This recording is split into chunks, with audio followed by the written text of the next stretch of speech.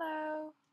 Um, I'm actually really tired because I just arrived home.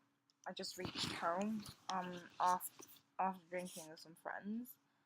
You know, I didn't actually eat too much today. I had a few pieces of chocolates and stuff, but I had a really heavy dinner because I had paella and this Spanish pie thing, which I've forgotten the name of.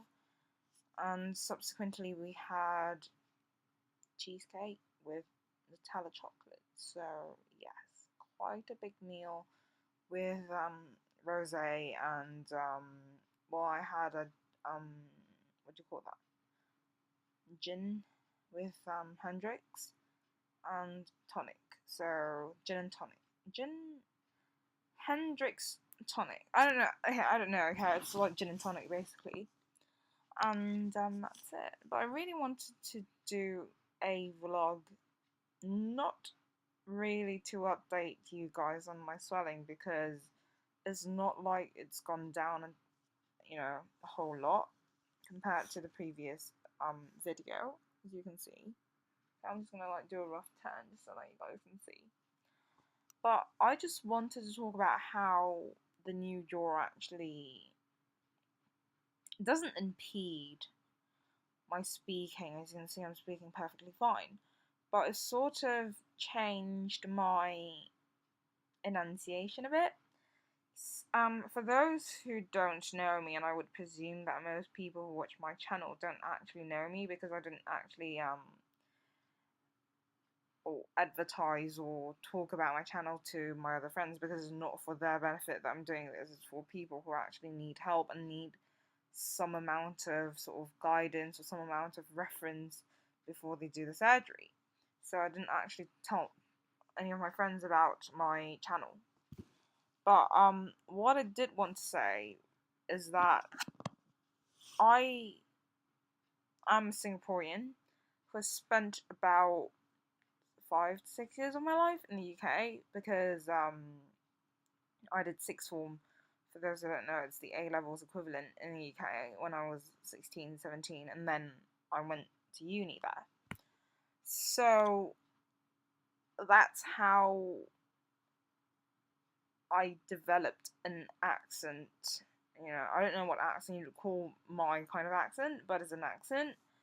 And the reason why I had it is because I was the only Singaporean in my school, so it wasn't like I had anyone to speak.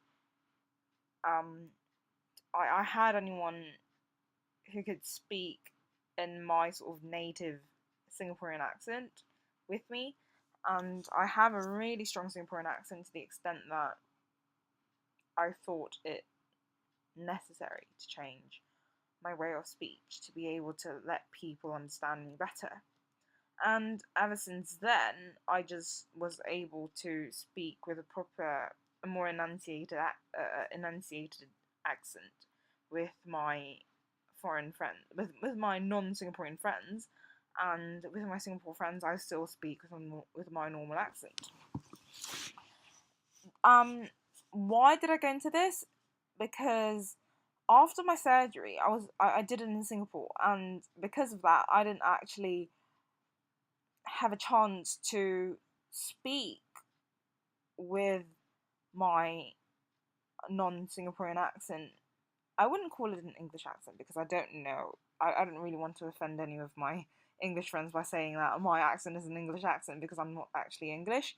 So, and neither did I grow up in England to be able to warrant the statement, oh, it's an English accent. But anyway, it's a non-Singaporean accent. It's a more enunciated accent. I don't know what it is, okay, so it's up to you to go figure out. But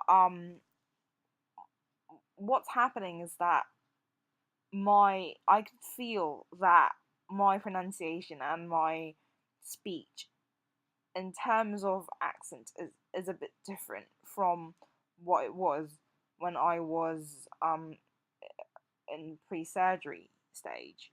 It's I think my mouth is getting used to my tongue is getting used to the new space I would presume that our tongue has some amount of spatial awareness as well. So when your jaw changes, my teeth, I'm trying to get used to the new speaking position to the extent that even my Singaporean English, my Singaporean way of pronouncing things is slightly different.